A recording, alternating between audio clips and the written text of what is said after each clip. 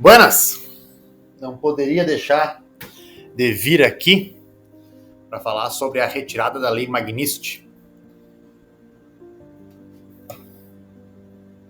Eu acho que não está aqui. Eu tenho um livro onde aparece uma citação ao Magnitsky, que é o livro Alerta Vermelho. Eu acho que está aqui. Bom, editor, faz o corte aí. Vamos falar sobre a queda da Lei Magnitsky no Brasil, que foi retirada do Alexandre de Moraes, da esposa dele e do, se não me engano, da empresa dele, da fundação. Bueno, vamos adiante.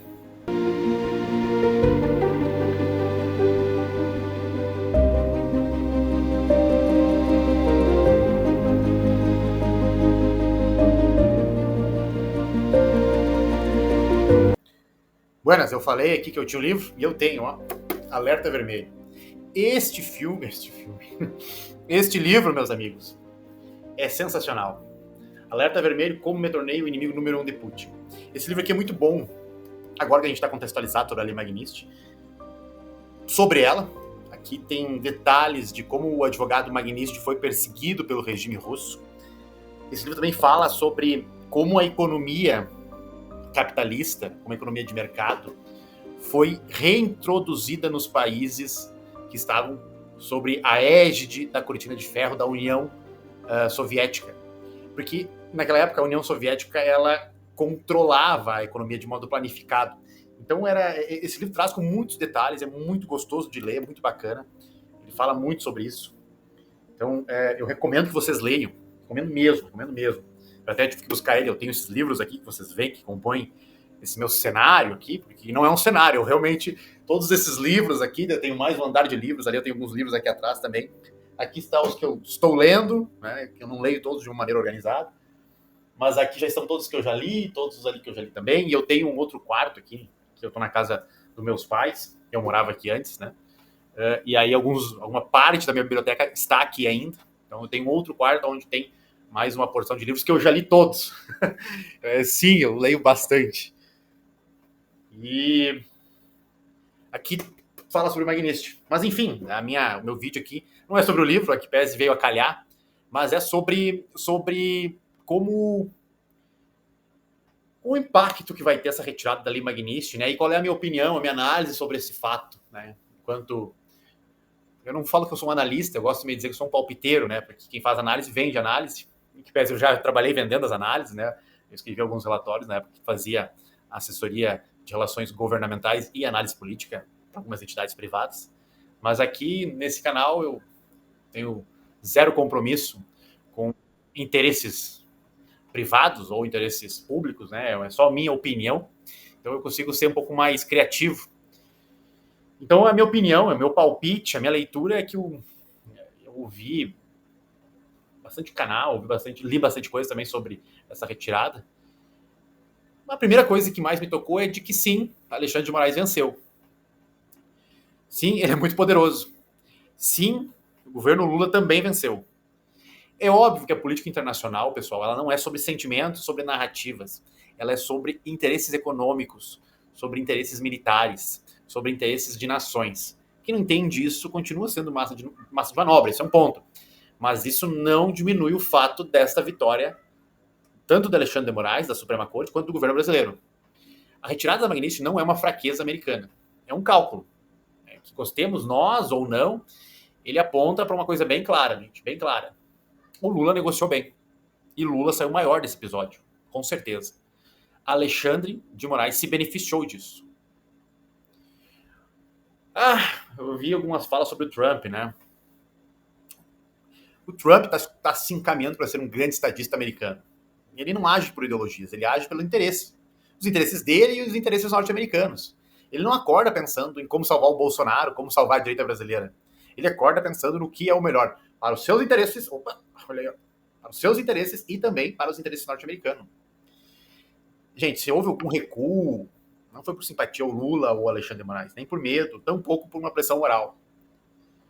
A real é que o custo de bancar essa decisão, essa pressão, a aplicação da lei, estava superando o benefício que os americanos poderiam ter.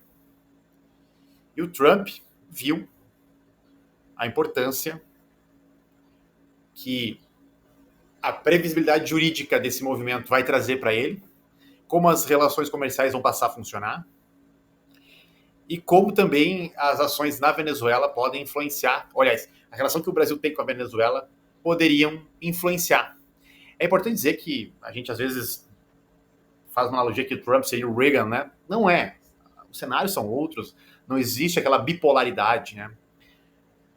No mundo como havia antes. Então não é... Os Estados Unidos não fazem a política externa como faziam na época da bipolaridade, né? Não é uma crise, não havia uma crise dos mísseis. Mas tem alguns pontos que eu quero chamar a atenção aqui sobre a Magnitsky, que eu acho que é mais uma autocrítica às elites brasileiras ou aos líderes brasileiros. Eu acho que esse é o ponto decisivo. As elites econômicas, as elites financeiras, as elites reputacionais, as elites políticas brasileiras não aderiram à pauta de derrubar o Alexandre de Moraes. Eu até acho que falei isso num vídeo lá atrás, aqui no meu canal, de o quão era importante, após a sessão da Magnitsky, haver uma grande pressão da Faria Lima, dos grandes conglomerados, da própria mídia e do parlamento, obviamente, que é de direita, que se posiciona como de direita, e das lideranças políticas de direita acerca da exclusão do Alexandre de Moraes da Suprema Corte. Mas não houve. Não houve adesão interna. E sem essa coesão, a externa vira teatro, pessoal. E os americanos sabem disso, eles fizeram isso, eles foram chamados para ajudar e vieram ajudar, colocaram a cavalaria aí. Aí o Washington olhou para o Brasil, não vê a elite e as lideranças pedindo essa ruptura no STF. Eles começaram a fazer os cálculos políticos, que envolvem, obviamente, seus interesses, a questão da Venezuela e tantos outros que a gente pode dizer que terras raras, enfim, e recuaram.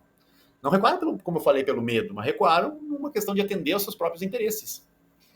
O outro ponto que eu quero colocar aqui também é que, gente, o governo Lula foi extremamente habilidoso. O Lula nem foi no Salão Oval para ser lá vilipendiado como foi o Zelensky. O Lula foi muito cancheiro. Ele conversou com quem precisava, mandou conversar quem precisava mandar conversar, sinalizou a estabilidade, vendeu uma narrativa de que era tudo institucional. Ele apresentou o Brasil como um parceiro confiável. Ele já foi outras vezes presidente, ele já teve relações com os americanos.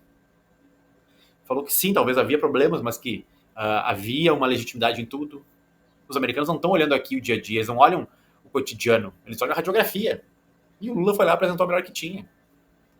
Essa retirada da Magnitsky, na minha visão, ela não enfraquece o Lula ou o governo brasileiro como se fosse uma benevolência americana. Não. Ela consolida a posição do governo brasileiro, do governo Lula, na narrativa internacional e também consolida muitos predicados e muitas teorias e muitas ações agora do STF. Na minha análise, o recado foi claro. O sistema internacional reconheceu o Lula como um interlocutor viável, descartou a ideia de um confronto institucional ou de arbitrariedades ou de uma suposta ditadura judicial. Isso agora tende a tornar o Brasil lá fora, pessoal, sem disputas internas. Vai consolidar. Não acho que as coisas estão certas, mas fica bem mais difícil de se construir agora alternativas de mudança do paradigma de censura, de repressão e também eleitoral para o que se avizinha em 2026. E para finalizar, uma crítica pessoal aqui, minha, né, na minha análise, é o clã Bolsonaro. Péssima liderança todo esse cenário. Há méritos no que o Eduardo e o Paulo Figueiredo lá fizeram nos Estados Unidos? Sim, muitos, parabéns. Mas depois disso, uma certa soberba, uma certa arrogância. A minha guerra é total, eu lembro dessa frase que o Eduardo falou.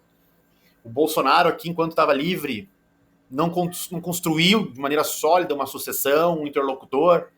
Gente, não tem xadrez 4D, 72D ou 85D. Não tem mais 72 horas. Deu tudo errado nesse ponto. Falha grave da liderança do clã Bolsonaro. É isso aí. Comenta aí o que você achou. Tô curioso.